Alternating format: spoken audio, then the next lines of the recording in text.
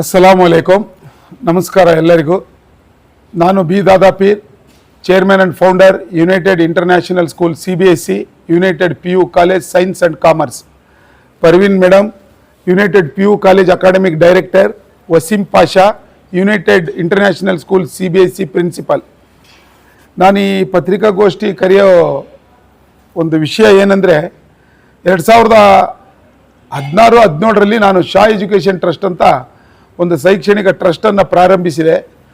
ಅದಾದ ನಂತರ 2020ರಲ್ಲಿ ಕರೋನಾ ಬಂದಿದ್ದರಿಂದ ಆ ಕರೋನಾದಲ್ಲಿ ನಾನು ತಾಜ್ ಪ್ಯಾಲೇಸನ್ನು, ಕಲ್ಯಾಣ ಮಂಟಪವನ್ನು ಹಾಸ್ಪಿಟ್ಲಾಗಿ ವಿಂಗಡಿಸಿ 200 ರೋಗಿಗಳಿಗೆ ಗುಣಪಡಿಸಿ ಹಾಸ್ಪಿಟ್ಲನ್ನು ಕೆಲಸ ಕಾರ್ಯ ಮಾಡಿದೆ, ಸಾಮಾಜಿಕ ಕೆಲಸ ಮಾಡಿದೆ. ಅದಾದ ನಂತರ ಮತ್ತೆ ಇನ್ನೊಂದು ಕರೋನಾದಲ್ಲಿ ಆಹಾರ ಕಿಟ್ಗಳನ್ನು ಒಂದು 10,000 ಜನಕ್ಕೆ ವಿತರಿಸಿ ಅದು ಒಂದು ಸಾಮಾಜಿಕ ಕೆಲಸ ಮಾಡಿದೆ.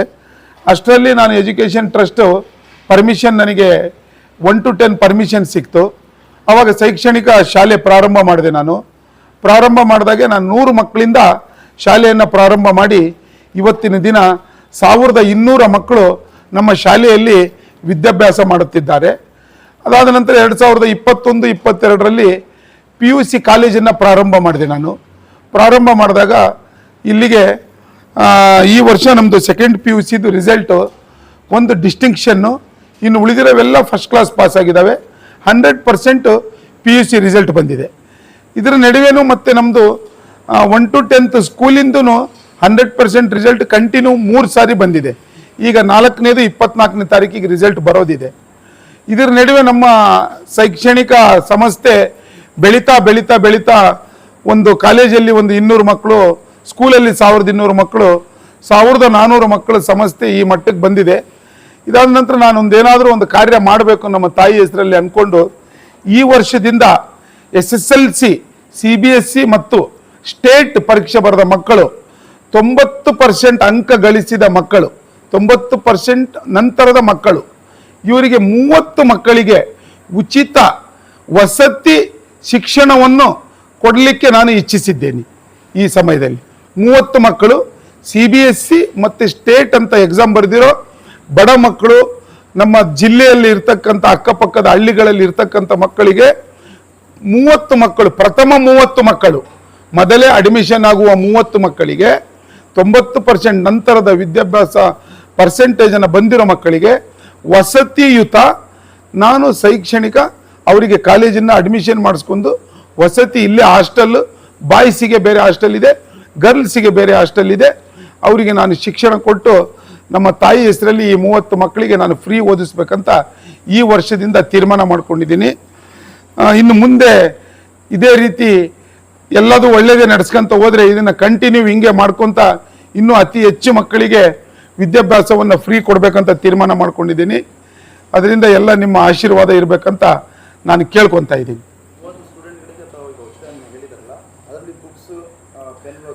ಎಸ್, ಬುಕ್ಸು ಮತ್ತು ಅವರಿಗೆ ಸ್ಕೂಲ್ ಡ್ರೆಸ್ಸು, ಕಾಂಪಿಟೇಟಿವ್ ಮೆಟೀರಿಯಲ್ ಮತ್ತು ಡ್ರೆಸ್ ಎರಡನ್ನೂ ಕೊಡ್ತೀವಿ ನಾವು. ಕಾಂಪಿಟೇಟಿವ್ ಮೆಟೀರಿಯಲ್ ಪ್ಲಸ್ ಅವರಿಗೆ ಡ್ರೆಸ್. ಈಗ ಮಕ್ಕಳು 30ರಲ್ಲಿ ಕೆಲವೊಬ್ರು ಇಲ್ಲೇ ವಸತಿ ಅಂದ್ರೆ ಹಾಸ್ಟೆಲ್ ಅಲ್ಲಿ ಇರಕ್ಕೆ ಇಚ್ಛೆ ಪಡ್ತಾರೆ, ಕೆಲವೊಬ್ರು ನಾವು ಮನೆಯಿಂದಾನೇ ಓಡಾಡ್ತೀವಿ ಅಂತಂದ್ರೆ ಅವ್ರಿಗೆ ಏನಾದ್ರು ವಾಹನ ಸೌಲಭ್ಯಗಳು ತಮ್ಮಿಂದ ಆಯ್ತಾ ಅವ್ರಿಂದ ಆಯ್ತು? ಇಲ್ಲ, ಇದು ಏನಪ್ಪಾ ಅಂದ್ರೆ 90% ಬರೋ ಮಕ್ಕಳಿಗೆ ನಾವು ICU ತರ ಅಂದ್ರೆ ಇನ್ಸ್ಟೆಂಟಿವ್ ಕೇರ್ ಅಂತಂದು ಹೇಳ್ತಾರೆ, ಆ ರೀತಿ ಹಾಸ್ಟೆಲ್ನಲ್ಲಿಟ್ಟು ಓದಿಸ್ಬೇಕಂತ ತೀರ್ಮಾನ ಮಾಡಿದ್ದೀವಿ. ಅವರಿಗೆ ಸಪ್ರೇಟ್ ಇಟ್ಟು ಸ್ವಲ್ಪ ಹೋಗು ಬರೋ ಮಕ್ಕಳಿಗೆ ನಾವು ಅದನ್ನು ವಿಚಾರ ಮಾಡಬೇಕಾಗುತ್ತೆ. ನಾವು ಪ್ರೆಸ್ ಆಗಿ 30 ಮಕ್ಕಳು ನಮ್ಮಲ್ಲೇ ಇರಬೇಕು. ಅವ್ರಿಗೆ ನಾವು ಬೆಳಗ್ಗೆ 6 ಗಂಟೆಯಿಂದ ರಾತ್ರಿ 10 ಗಂಟೆವರೆಗೆ ಓದಿಸ್ತೀವಿ. ಅವ್ರಿಗೆ ಇಲ್ಲೇ ಓದಿಸ್ಕೊಂಡು ಅವ್ರಿಗೆ ಇಲ್ಲೇ ಇಟ್ಕೊಳ್ಳೋಕ್ಕೋಸ್ಕರ ಈ ಒಂದು ತೀರ್ಮಾನ ಮಾಡಿದ್ದೀವಿ. ಅದನ್ನು ನಾವು ಕನ್ಸಿಡರ್ ಮಾಡೋದಿಲ್ಲ. ಇದಕ್ಕೆ 89 ಬಂದ್ರೂ ಮತ್ತೆ ಒಳಗಡೆ ಅದು ಮತ್ತೆ ಅದಕ್ಕೆ ಇಷ್ಟಂತ ಫೀಸ್ ಕಮ್ಮಿ ಮಾಡ್ತೀವಿ. ಅದು ಅವ್ರಿಗೆ ಫೀಸ್ ಕಮ್ಮಿ ಮಾಡ್ತೀವಿ. ನಮ್ಮ ಮಾಮೂಲಿ 60,000 ಫೀಸ್ ತೊಗೊಳ್ಳಲ್ಲ, ಸ್ವಲ್ಪ ಫೀಸ್ ತೊಗೊಂಡು ಅವ್ರಿಗೆ ಒಂದು ಅರ್ಧ ಫೀಸು, ಅರ್ಧಕ್ಕಿಂತ ಕಮ್ಮಿ ಫೀಸು ತೊಗೊಂಡು ಅವ್ರಿಗೆ ನಾವು ಅಡ್ಮಿಷನ್ ಮಾಡಿಸ್ಕೊತೀವಿ. ಅಸ್ಲಾಂ ವಲೈಕುಮ್. ನಾನು ಪರ್ವೀನ್ ಅಂತ ಹೇಳಿಬಿಟ್ಟು ಅಕಾಡೆಮಿಕ್ ಡೈರೆಕ್ಟರು ಯುನೈಟೆಡ್ PU ಕಾಲೇಜಲ್ಲಿ. ಜೊತೆಗೆ ನನ್ನ ಸಬ್ಜೆಕ್ಟು ಬಯಾಲಜಿ, ಅದರಲ್ಲಿ ನಾನು ನೀಟ್ ಫ್ಯಾಕಲ್ಟಿಯಾಗಿ ಕೆಲಸ ಮಾಡ್ತಾ ಇದ್ದೀನಿ. 13+ ಇಯರ್ಸ್ ಎಕ್ಸ್ಪೀರಿಯನ್ಸ್ ಆಗಿದೆ ನನಗೆ ಇವಾಗ. ನಮ್ಮ ಕಾಲೇಜಲ್ಲಿ ಸ್ಪೆಷಲ್ ಏನು ಅಂತ ಹೇಳಿದರೆ, ನಾವು 30 ಬಡ ಮಕ್ಕಳಿಗೆ ಅಂತ ಹೇಳಿದರೆ 90% 90 ಬಂದಿದ್ರೆ SSLCಯಲ್ಲಿ ಗೌರ್ಮೆಂಟ್ ಸ್ಕೂಲ್ ಆಗಿರಲಿ ರೆಸಿಡೆನ್ಷಿಯಲ್ ಸ್ಕೂಲ್ಸ್ ಆಗಿರಲಿ, ಅವರಲ್ಲಿ ನಾವು 90 ಬಂದಿರೋ ಮಕ್ಕಳಿಗೆ ನಾವು 30 ಮಕ್ಕಳಿಗೆ ಮಾತ್ರ, ಮೊದಲು ಬಂದು ಅಡ್ಮಿಷನ್ ಮಾಡಿಸ್ಕೊಂಡಿರುವಂತಹ 30 ಮಕ್ಕಳಿಗೆ ನಮ್ಮ ಚೇರ್ಮನ್ ಸರ್ ಹೇಳ್ದಂಗೆ ನಾವು ಅಡ್ಮಿಷನ್ಸನ್ನು ತೊಗೊಂಡು ಹಾಸ್ಟೆಲೆಲ್ಲ ಫ್ರೀ ಕೊಟ್ಟು, ಊಟ ಫ್ರೀ ಕೊಟ್ಟು, ಎಜುಕೇಷನ್ನು, ಕಾಂಪಿಟೇಟಿವ್ ಮೆಟೀರಿಯಲ್ಸ್ 2 ವರ್ಷಕ್ಕೆ ನಾವೇ ಕೊಟ್ಟು, ಯೂನಿಫಾರ್ಮ್ಸು 2 ಜೊತೆ ಕೊಟ್ಟು ಅವರಿಗೆ ಸ್ಪೆಷಲ್ ಕ್ಲಾಸಸ್ಸನ್ನು ಕೊಡ್ತೀವಿ. ಜೊತೆಗೆ ನಮ್ಮಲ್ಲಿ ಏನು ಸ್ಪೆಷಲ್ ಅಂತ ಹೇಳಿದರೆ ಬೇರೆ ಕಾಲೇಜಿಗೆ ಕಂಪೇರ್ ಮಾಡಿದರೆ, ನಮ್ಮ ದಕ್ಷಿಣ ಭಾಗದಲ್ಲಿ ಇಲ್ಲಿ ನಮಗೆ ಸಿಗುವಂತಹ ಮಕ್ಕಳೇ ಉರ್ದು ಓದಿರೋರು ಬ್ಯಾಕ್ಗ್ರೌಂಡು 10th ಜೊತೆಗೆ ಕನ್ನಡ ಮೀಡಿಯಮ್ ಇರೋರು, ಇಂಗ್ಲೀಷ್ ಓದಿರೋರು ಎಲ್ಲಾದರೂ ಹೇಗಾದರೂ ಓದ್ಕೊಂಡು ಬಿಡ್ತಾರೆ ಸರ್. 1 ಲಕ್ಷ ಕಾಲೇಜ್ ಫೀಸೇ ತೊಗೊಳ್ತಾ ಇದ್ದಾರೆ ಬೇರೆ ಕಡೆ. ಬಟ್ ನಾವು ಆ ರೀತಿ ಇಲ್ಲಿ ಮಾಡ್ತಾ ಇಲ್ಲ. ಪೂರಿದ್ದಾರೆ ಪಾಪ, 10th ಆದಮೇಲೆ ಅವರಿಗೆ ಮನೇಲಿ ಓದುವಷ್ಟು ಕೆಪಬಿಲಿಟಿನೂ ಇರೋದಿಲ್ಲ, ಓದಿದ್ರೆ ಓದ್ರಿ ಇಲ್ಲ ಅಂತ ಬಿಟ್ಬಿಡ್ತಾರೆ. ಬಟ್ ಅಂತಹ ಮಕ್ಕಳಿಗೆ ನಮ್ಮ ಕಾಲೇಜಿಂದಾನೇ ಹೋಗ್ಬಿಟ್ಟು ಹುಡುಕಾಡ್ಕೊಂಡ್ಬಿಟ್ಟು ಇಂಟ್ರೆಸ್ಟ್ ಇರೋರು ಸುತ್ತಮುತ್ತ ಬಂದ್ಬಿಟ್ಟು ವಿಚಾರ ಮಾಡಿದಾಗ ನಮ್ಮಲ್ಲಿ ನಾವು ಅಂತಹ ಪೂರ್ ಮಕ್ಕಳಿಗೆ ವಸತಿ ಕೊಟ್ಟು ಬಿಟ್ಟು ನಾವು ಸೈನ್ಸಿಗೆ ಕೆಪಬಲ್ ಆದರೆ ಸೈನ್ಸಿಗೆ ತಗೊಂಡು ಬೆಳಿಗ್ಗೆ 8 ಗಂಟೆಯಿಂದ ರಾತ್ರಿ 8 ಗಂಟೆವರೆಗೂ ರೆಗ್ಯುಲರ್ ಕ್ಲಾಸಸ್ ಇರುತ್ತೆ ಅವರಿಗೆ. ಹಾಸ್ಟೆಲಿಗೆ ನಾವು ಹಾಕೊಂಡಾಗ 30 ಮಕ್ಕಳಿಗೆ ನಾವು ಬೆಳಿಗ್ಗೆ 6 ಗಂಟೆಯಿಂದ ರಾತ್ರಿ 11 ಗಂಟೆವರೆಗೂ ಸ್ಪೆಷಲ್ ಪ್ರತಿಯೊಂದು ಸಬ್ಜೆಕ್ಟಲ್ಲೂ ಅವರು ಒಳ್ಳೆ ಸ್ಕೋರ್ ಬರೋ ಹಾಗೆ ನಾವು ಯಾವ ರೀತಿ ಅವರಿಗೆ ಓದಿಸ್ಕೋಬೇಕು ಅಂತ ಅಂದ್ಕೊಂಡಿದ್ದೀವಲ್ಲ ಅದನ್ನು ಶೆಡ್ಯೂಲ್ ಪ್ರಕಾರ ಓದಿಸ್ಕೊಳ್ತಾ ಹೋಗ್ತೀವಿ. ಲ್ಯಾಂಗ್ವೇಜ್ಗೂ ಹೆಚ್ಚು ಫೋಕಸ್ ಕೊಟ್ಬಿಟ್ಟು ಮಿಡ್ ಟರ್ಮ್ ಆದ ಮೇಲೆ ಎಕ್ಸ್ಟ್ರಾ ಪ್ರತಿಯೊಂದು ಮಗುವಿನ ಹಿಂದೆ ಏನೇನು ಓದಿಸ್ಬೇಕು, ಎಷ್ಟು ರೀಚ್ ಆಗಬೇಕು ಅಂತ ಹೇಳಿ ನಾವು ಫೋಕಸ್ ಮಾಡ್ತೀವಿ ಸರ್. ಜೊತೆಗೆ 90 ಮೇಲೆ ಅವರು ತಾನಾಗೆ ಒಂದು ಮಟ್ಟಕ್ಕೆ ಹೋಗ್ಬಿಡ್ತಾರೆ 2 ಮಂತ್ಸಲ್ಲಿ ರೀಚ್ ಆಗಿಬಿಟ್ಟು. ಇನ್ನೇನು ನಮಗೆ 60 ಮೇಲೆ 75 ಮೇಲೆ 85 ಮೇಲೆ ಮಕ್ಕಳು ಬರ್ತಾರಲ್ವಾ SSLCಯಲ್ಲಿ, ಅವರಿಗೆ 80 ಬಂದಿರೋ ಮಕ್ಕಳಿಗೆ 90 95 ಹೆಂಗೆ ಪಡಿಬೇಕು ಇನ್ನು 2 ಇಯರ್ಸಲ್ಲಿ ಅದ್ರ ಬಗ್ಗೆನೂ ಹೆಚ್ಚಿನ ಕೇರ್ ಕೊಟ್ಬಿಟ್ಟು ಇಂಡಿವಿಜುವಲ್ ಕೇರ್ ತೊಗೊಳ್ತೀವಿ ಸರ್. ಮಕ್ಕಳಿಗೆ ನಾವು 80 ಬಂದಿರುತ್ತೆ SSLCಯಲ್ಲಿ, ಅವರು 90 PUದಲ್ಲಿ ಬರಬೇಕು. ಅದನ್ನು ಹೇಗೆ ಬರಬೇಕು ಅಂತ ಹೇಳಿಬಿಟ್ಟು ನಾವು ಸ್ಪೆಷಲ್ ಕೇರ್ ತೊಗೊಂಡ್ಬಿಟ್ಟು ಸಹ ಅವ್ರಿಗೆ ಎಜುಕೇಷನನ್ನು ಗೈಡೆನ್ಸ್ ಮಾಡ್ತೀವಿ. ಪ್ರತಿಯೊಂದು ಮಗು ಒಂದೇ ರೀತಿ ಇರೋದಿಲ್ಲ ಸರ್. ಅವ್ರಿಗೆ ಕೌನ್ಸ್ಲಿಂಗ್ ಮಾಡಿಸ್ಬಿಟ್ಟು ಪೇರೆಂಟ್ ಜೊತೆಗೆ ಕೌನ್ಸ್ಲರ್ನ ಕರೆಸ್ಬಿಟ್ಟು ಸೈಕಾಲಜಿಕಲ್ ಏನೇನು ಹೆಲ್ಪ್ ಆಗುತ್ತೋ ಅದಕ್ಕೆಲ್ಲ ಆದಷ್ಟು ಸಹಾಯ ಮಾಡಿ ನಮ್ಮ ಈ ಕಡೆ ದಕ್ಷಿಣ ಭಾಗದಲ್ಲಿರುವಂತಹ ಕಾಲೇಜಲ್ಲಿ ಮೆಜಾರಿಟಿ ಈ ರೀತಿ ಫೆಸಿಲಿಟಿ ಎಲ್ಲೂ ಇಲ್ಲ. ಆದಷ್ಟು ಈ ಯೋಜನೆಯಿಂದ ಯಾರ್ಯಾರಿಗೆ ರೀಚ್ ಆಗಬೇಕು, ಒಂದು ಸ್ವಲ್ಪ ರೀಚ್ ಆದರೆ ಎಷ್ಟೋ ಬಡ ಮಕ್ಕಳಿಗೆ ಅನುಕೂಲ ಆಗುತ್ತೆ ಅನ್ನೋ ಒಂದು ವಿಷಯ ನಮ್ಮಿಂದ ಅವ್ರಿಗೆ ಹೆಲ್ಪ್ ಆಗಲಿ ಅಂತ ಹೇಳಿಬಿಟ್ಟು ಸರ್. ಇಷ್ಟೇ, ನಮಸ್ತೆ. Assalamu alaikum everyone. This is Hazana Tarannum. I am here to share my opinion. First of all, I am very thankful to Almighty Allah and my parents and the management team, lecturers of United PU College, who provided us every facilities related to our studies, and they encouraged us and they helped us in studies even though in Sunday and in vacations they provided us and conducted us special classes. They conducted us special classes from morning 8 a.m. to evening 7:30 p.m. and they gave us special classes related to competitive exams like NEET, JEE, KCET and even they not gave just importance for competitive, as they gave us as for board exams. They helped us in our weak points. They gave individual care for every student. So has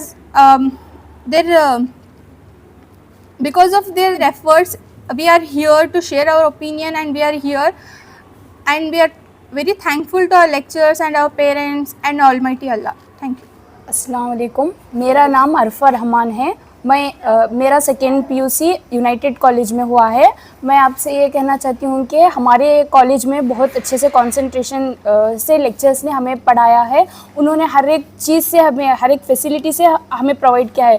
not like हर एक चीज़ से, like material से, हर एक चीज़ से उन्होंने हमें दिया है। हर एक चीज़ पे कंसंट्रेट करके हमें पढ़ाया है। संडे जैसे वकेशंस रहते थे, हॉलीडेज़ रहते थे, उस दिन भी हम ना क्लासेस सुबह के 8:30 से रात में 10:30 तक क्लासेस चलते थे। एग्ज़ाम्स के नज़दीक, एग्ज़ाम के दौरान भी हमारे क्लासेस चले। जब एग्ज़ाम्स लिख के घर को जाना होता तो हमें घर को नहीं जाते थे, कॉलेज को आते थे। कॉलेज में कॉलेज में हम ना क्लासेस चलते थे, स्पेशल क्लासेस कराते थे। हमारे टीचर्स, हर एक टीचर्स है ना, हम ना इंडिविजुअल, हमारे लेक्चर्स है ना, हर एक लेक्चर्स इंडिविजुअल केयर करी।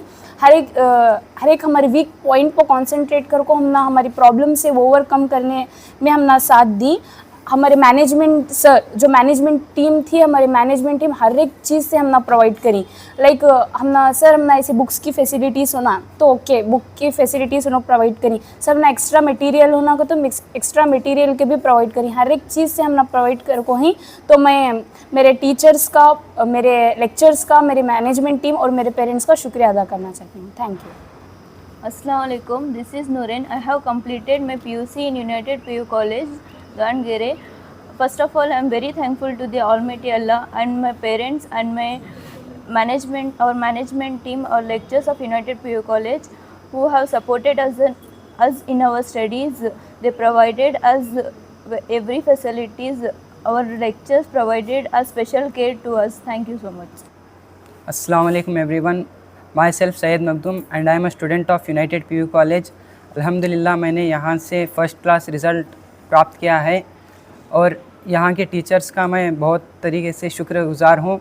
जिस तरह से उन्होंने मेरे पीछे सपोर्ट किया है, मुझे हेल्प किया है, हर तरह से उन्होंने मुझे गाइड किया है, जिस तरह से उन्होंने रास्ता दिखाया है। पहले जब मैं यहाँ ज्वाइन हुआ था तब मेरा क्लास में रिज़ल्ट सेकेंड क्लास था और धीरे धीरे जैसा उन्होंने सपोर्ट किया उस तरीके से मेरा रिज़ल्ट आज फ़र्स्ट क्लास से आया है। अल्हम्दुलिल्लाह मैं इन सब का शुक्रगुज़ार हूँ। अल्हम्दुलिल्लाह, थैंक यू।